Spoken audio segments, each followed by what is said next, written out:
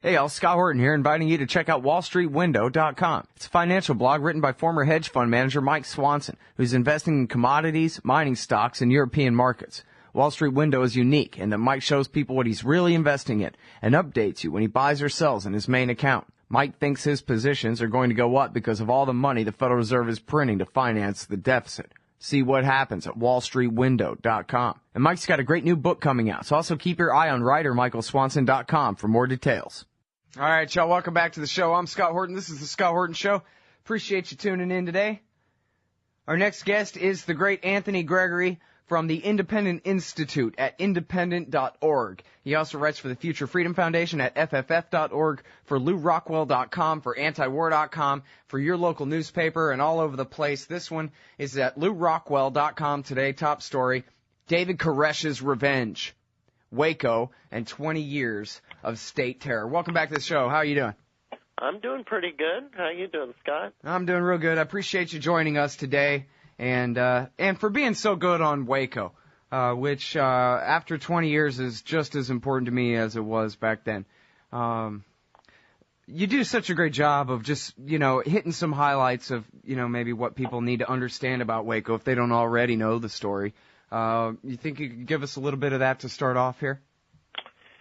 Well, as you know, this all began when the ATF was suffering in its publicity and its public image due to a couple scandals. And so starting in the George H.W. Bush administration, the ATF began planning this raid of the Davidians, who were this eccentric offshoot of the Seventh-day Adventists, though some Adventists don't regard them as such, living just outside Waco. And they were an odd group, but the community there didn't tend to see them as any sort of threat. And the ATF, over the period of the better part of a year, was doing these training exercises to do this raid, even as these agents were befriending Koresh, trying to find some evidence of significant weapons violations and so forth. And then on February 28th, they went ahead with this raid. They came in these livestock trailers, and they drove up to the Davidian home, and they raided it. And I bend over backwards in most of my work to try to be fair with the facts. So in total fairness, we're not absolutely certain who fired first, but we know that the ATF raided the home, which is an act of aggression, I would say. And I think they fired first. That's where Well, and some indications that they fired first come from the ATF agents' testimony themselves, and they quit actually even doing their debriefings that day because so many of them were saying, yeah, we shot first. They shot the dogs as soon as they got there, and then when David Koresh opened the door unarmed, they shot him, and they shot and killed his father-in-law right there on the spot. Mm-hmm. And then there was the shootout, and the FBI took over because the raid just didn't It failed. The Davidians, I like to point out, did cease fire when the ATF ran out of ammo. They didn't decide to just gun them down. They let them retreat. And then for 51 days, the FBI had this horrible military siege on this home. In the press, they called it a compound. It's just their estate is another neutral way of putting it.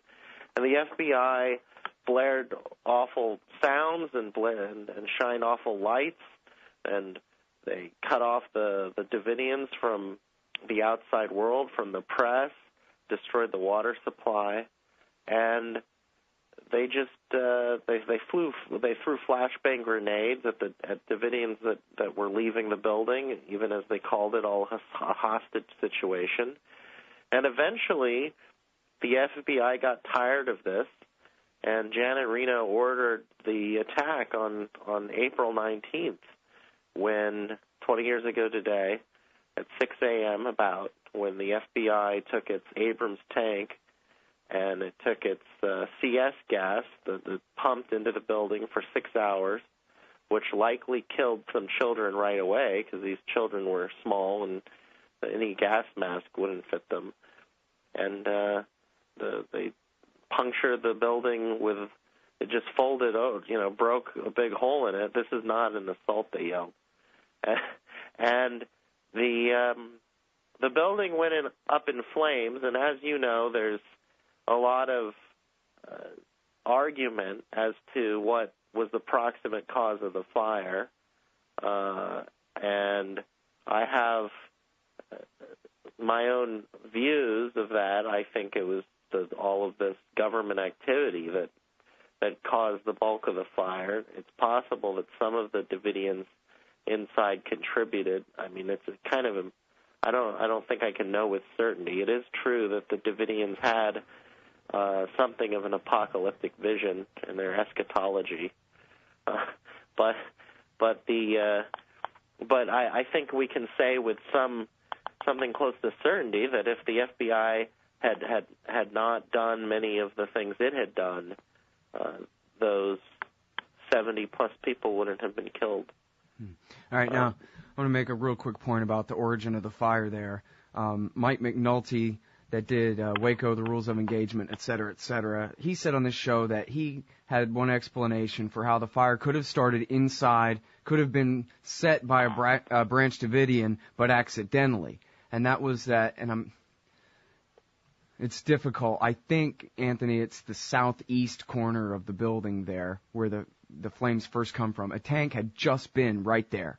And McNulty believes that, and I think he even knows the name of who the guy was that was in that corner room at the moment, that he was firing at the tank with his rifle right after it had sprayed in a lot of the flammable poison gas, and that probably sparked it. And they did tests, I think he said, like this, where can you spark this gas with a muzzle flash? And yes, you can. It goes up in a blue flame like alcohol kind of a thing. And so it could have been, the first fire could have been set then by a Davidian, yet accidentally, as he was attempting to defend himself from a tank. But then that still leaves open, even if we assume that, and he wasn't saying he was certain about that, but even if we assume that still leaves two more fires, one way in the back gymnasium and one over more near the kitchen area, where apparently we have separate fires that started independently. And of course, McNulty is the guy who found pyrotechnic, not incendiary, meant to start fire, but pyrotechnic could start fire rounds. The flashbang grenades at all three origins of the fire. Yeah, right. And of course, the FBI lied about having used those incendiary That's right. devices. They labeled them silencers on the paperwork.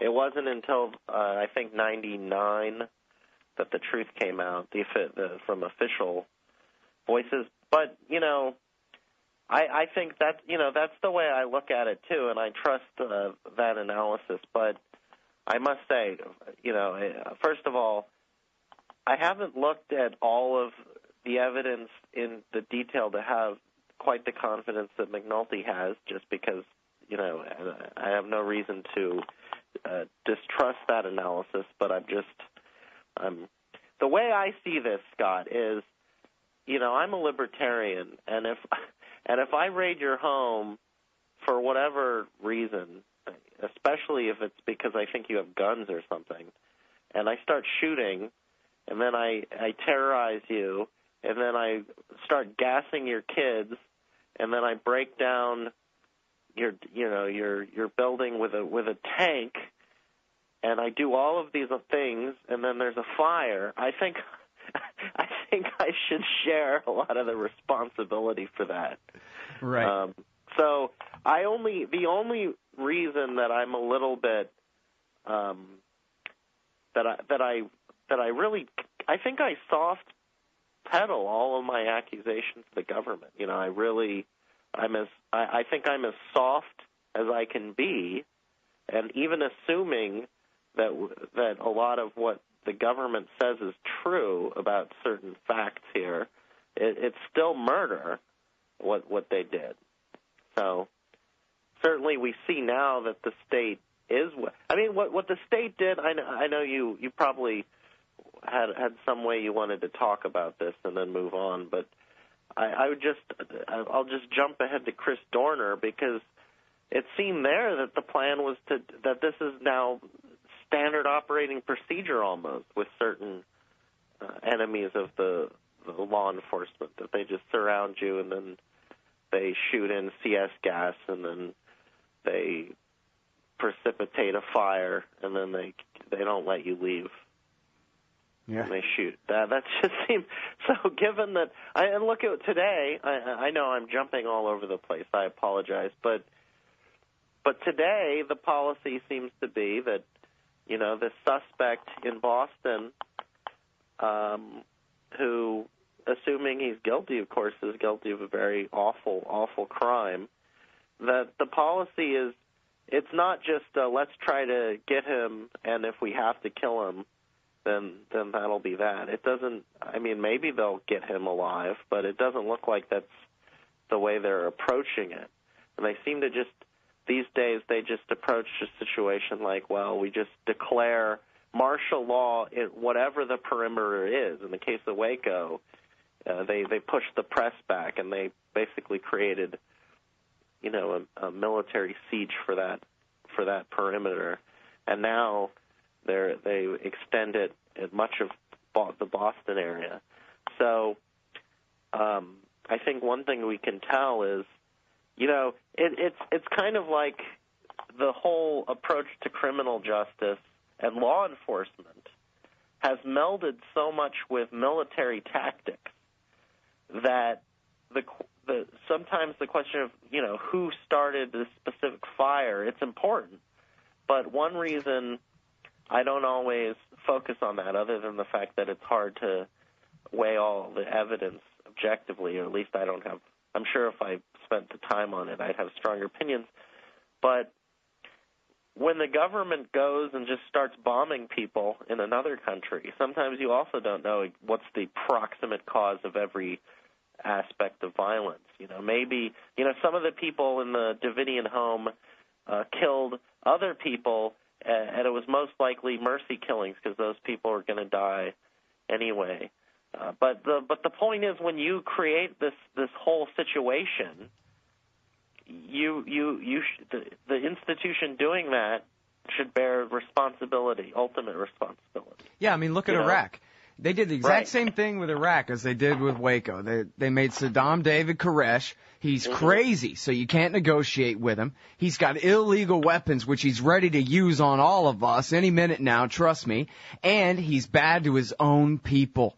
And so with this narrative, they recycled the exact narrative against Saddam Hussein. They went in there, they got 1 million people killed. It wasn't the U.S. Army shot 1 million people, but they turned that entire society upside down, and the excess death rate would show 1 million people more dead than would have been for the 2003 through 2011 time frame there, 2009 time frame.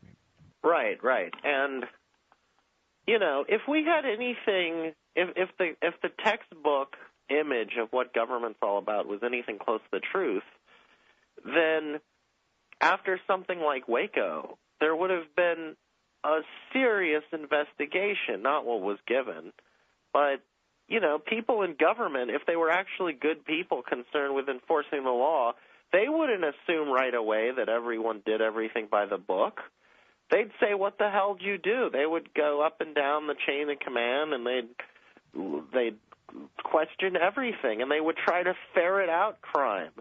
While the fact that Lon Horiuchi, the sniper who murdered Vicki Weaver in August 1992 in Ruby Ridge, was at Waco, just shows how you would think that after doing that, even if the government had concluded, well, maybe, you know, he did it under pressure, or maybe it was a mistake or whatever, you'd think they would at least put him on some sort of suspension for a year and not have him being a sniper at one of these raids again. Right, yeah, I mean, and there's compelling evidence that he fired shots that day, too, the day of the fire, from the undercover house across the street. Yeah. And he was a tank driver some of the time there. I don't know about the final day. Well, I know one thing I don't think I've mentioned in any of my articles. I've written, as you know, about 12 articles on Waco, and I always hit some of the same points, but always give a little bit different, add something different about what happened to each article, so they're not the same article. But one thing that I don't think I've ever mentioned is that, after the was it the ATF that, or maybe it was the FBI that drove the Bradley fighting vehicle over the grave of the Davidians? Yeah, it would have been the FBI hostage rescue team. Yeah, it was the FBI by then. I know they took over right away, but some ATF guys might have been, That's but true. Yeah, there were ATF guys who were included on some level, perhaps unofficially throughout. And in fact, I've at least heard tell before that maybe it was ATF guys with no badge on who were doing a lot of the killing on the final day, with all the machine gunning taking place in the backyard. Although that's unconfirmed. Well, they're the ones who lost people the first day, and they're the ones you could see the FBI saying, "Well, you ATF guys are not. Yeah, who you're wants like to volunteer? You're our younger stupid brothers, but we'll let you do this. This will be your coming of age. Now you're like the FBI." But but when they drove the tank over there was a question about this in the press, and one of the officials or spokesmen said something like, "Well, we're not trained soldiers driving these vehicles. We're just FBI agents. So we drove over it by accident." And what a great excuse. Well, we have this military hardware, but if we do something like that, it's just an accident because we don't know what we're doing. I mean, we're just FBI agents. Yeah. You give us a tank, of course we're going to drive over a grave. Well, Anthony, all this dissent out of you reminds me of what Senator Danforth said when he was brought out in 1999 to do the ridiculous cover-up, pretend third investigation or whatever on this story. He complained that he wasn't sure that the government could maintain its faith in the people anymore. And that, maybe we're going to have to rethink this whole who made who thing. Because if the American people are willing to doubt the FBI on a case like Waco, then how can the government ever trust them to do the right thing ever again, to believe the right thing ever again? Well, his whitewash was overkill because, unfortunately, even if Americans thought that that the FBI set out to burn them all to death on purpose from day one, people would still favor the Bush-Obama era police state. I mean, that's the sad thing. I mean, we just had this huge new task force report on the torture state under Bush, right? And I haven't really delved into it, but it looks from what I've read that the torture state under Bush was even worse than we thought, or it was more extensive, more brutal, more vicious, awful, totally indefensible torture. But that doesn't seem to make people think, oh, well, then we should question the legitimacy of the policy at its core, right? Right. We should. Yeah, just like the FBI's failure all week to figure out who the hell these guys were until late yesterday. Nobody brought up that there should be resignations, much less, the abolition of the FBI and its replacement with some altogether new thing. If that's how bad they suck at crime fighting, that they got to get the Boston PD to do it all for them. But right. No, they maintain their faith. And you know what?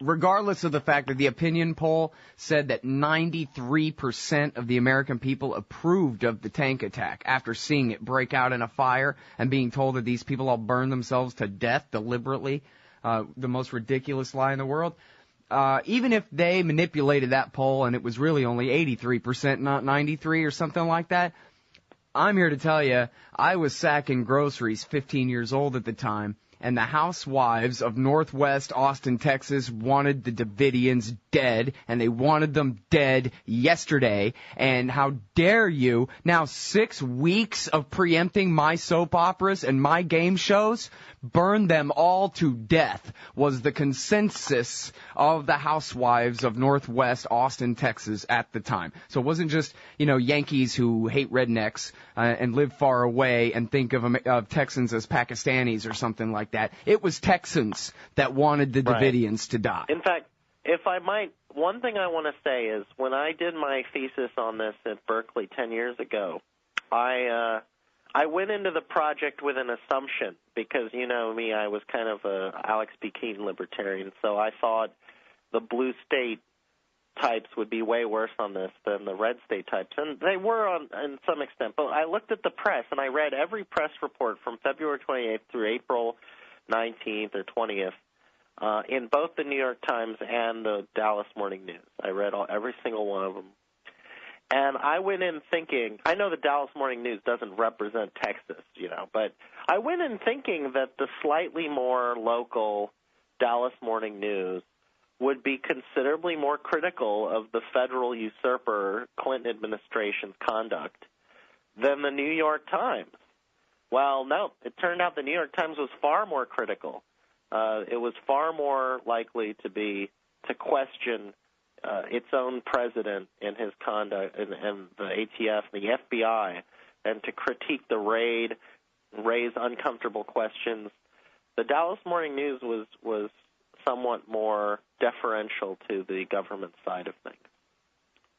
Yeah, although to their credit, I'll say their reporter Lee Hancock ended up doing a hell of a lot of great work on what really happened there later on. But you're right. You know what? I should pull back a little bit because I read a lot of his stuff. It's a her, but yeah. Or geez, look at how terrible I am. You should never have me on as an expert or anything. She was great. How are you supposed to know? The name Lee could be either way, right? Who knows any women named Lee? Come on. Okay, well, I do remember it wasn't like uniformly bad, but to the and all the papers, I don't want to exaggerate the difference. All the papers were basically trying to figure out what's going on, but if you're going to say which one was more deferential to the state, it was the Dallas Morning News. It wasn't the New York Times. Right. Well, and you're talking about live at the time in 93, not all the retrospective in 1999 and 97 and whatever.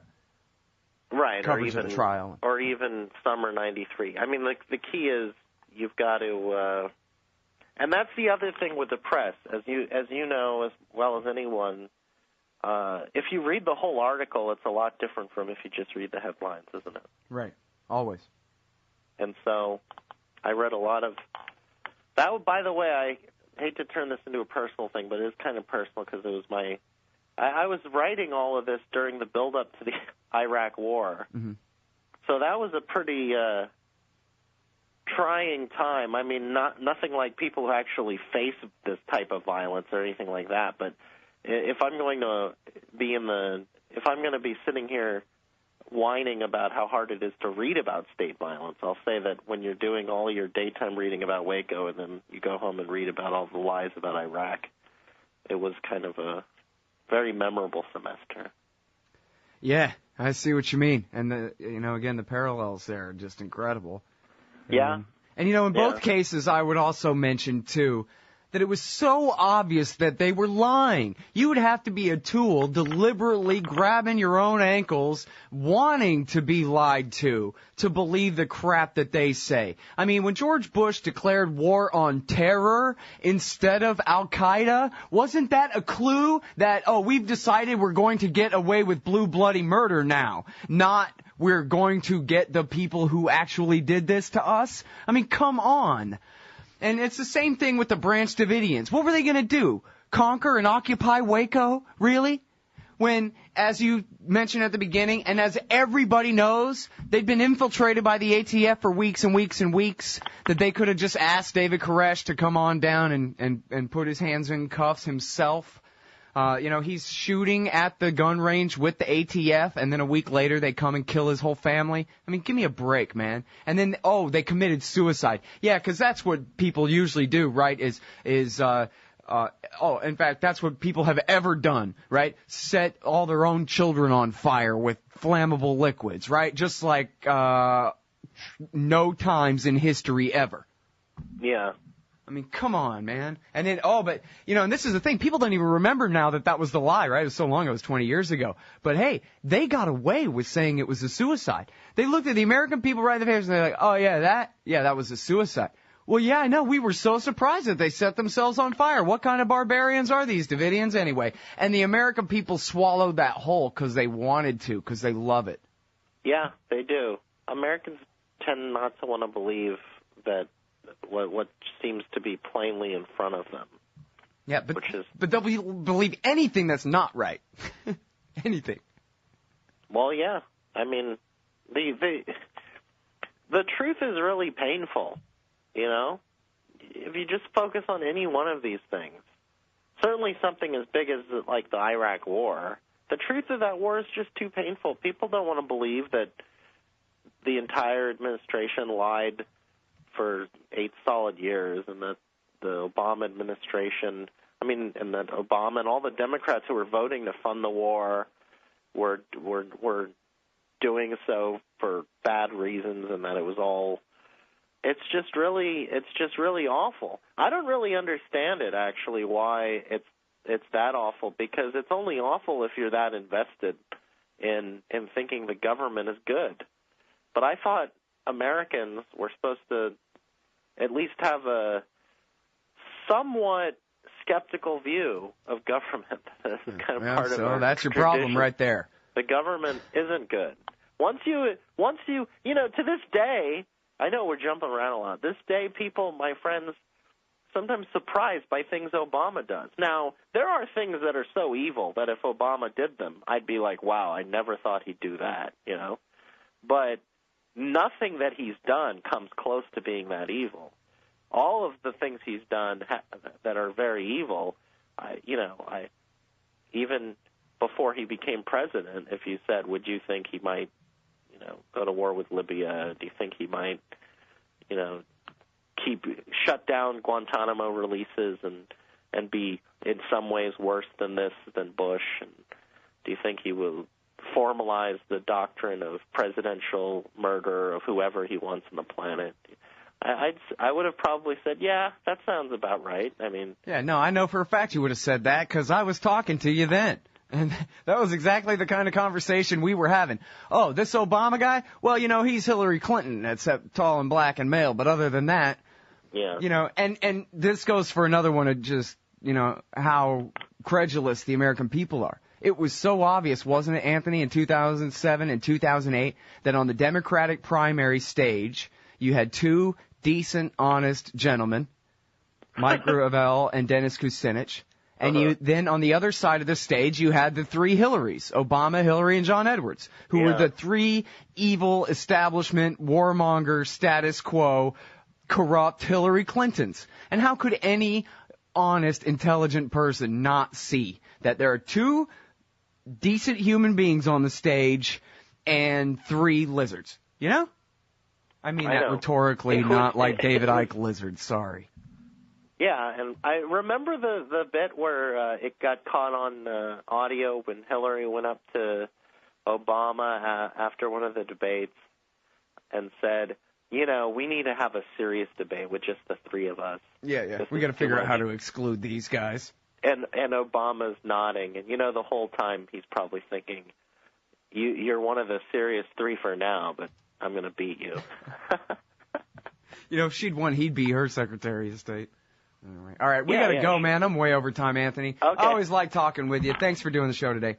Thank you. All right, everybody. That's my friend Anthony Gregory. He's the something or other mucky muck important guy over at independent.org. Independent.org. Check out their great blog, The Lighthouse, there. He's also at the Future Freedom Foundation, FFF.org. And his piece today at LouRockwell.com is called David Koresh's Revenge, Waco, and 20 Years of State Terror. Hey y'all, Scott Horton here for the Council for the National Interest at councilforthenationalinterest.org. CNI stands against America's negative role in the ongoing Israeli-Palestinian conflict, the war party's relentless push to bomb Iran, and the roles played by twisted Christian Zionism and neocon-engineered Islamophobia in justifying it all. The Council for the National Interest works tirelessly to expose and oppose our government's most destructive policies, but they can't do it without you. Support CNI's push to straighten out America's crooked course. Check out the Council for the National Interest at councilforthenationalinterest.org and click Donate under About Us at the top of the page. That's councilforthenationalinterest.org. Hey y'all, Scott here. Like I told you before, the Future Freedom Foundation at FFF.org represents the best of the libertarian movement. Led by the fearless Jacob Hornberger, FFF writers James Bovard, Sheldon Richman, Wendy McElroy, Anthony Gregory, and many more write the op-eds and the books, host the events, and give the speeches that are changing our world for the better. Help support the Future Freedom Foundation. Subscribe to their magazine, The Future of Freedom. Or to contribute, just look for the big red donate button at the top of FFF.org. Peace and freedom. Thank you. Man, you need some Liberty stickers for the back of your truck. At LibertyStickers.com, they've got great state hate, like Pearl Harbor was an inside job. The Democrats want your guns. U.S. Army, die for Israel. Police brutality, not just for black people anymore. And government school, why you and your kids are so stupid. Check out these and 1,000 other great ones at LibertyStickers.com. And of course, they'll take care of all your custom printing for your band or your business at TheBumperSticker.com. That's LibertyStickers.com. Everyone else's stickers suck. Hey y'all, Scott here. First of all, thanks to the show's sponsors and donors who make it possible for me to do this. Secondly, I need more sponsors and more donors if the show is to continue. ScottHorton.org/donate has all the links to use PayPal, Give.org, Google Wallet, WePay.com, and even Bitcoins to make a donation in any amount. You can also sign up for monthly donations of small and medium-sized amounts through PayPal and Give.org. Again, that's ScottHorton.org/donate for all the links. To advertise on the site or the show, email me, Scott@ScottHorton.org. And thanks.